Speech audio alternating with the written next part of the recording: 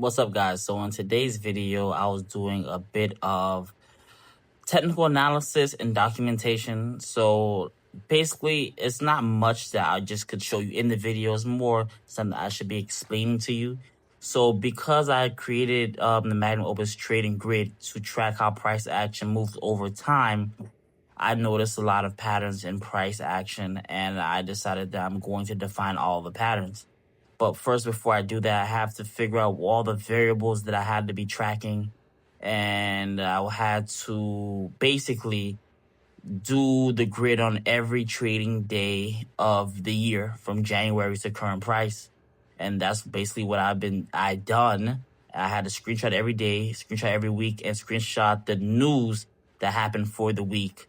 And through that, I was able to first visually see the patterns of the types of outcomes of the trades, whether the trades was a winning trade, a losing trade, a one-to-one, decent trailing trade. If it was a reversal, what type of reversal, what type of nuances, whether or not to trade during certain bank holidays or news events, and how to trade within those events. And that's what I basically ended up doing all of today's Sunday.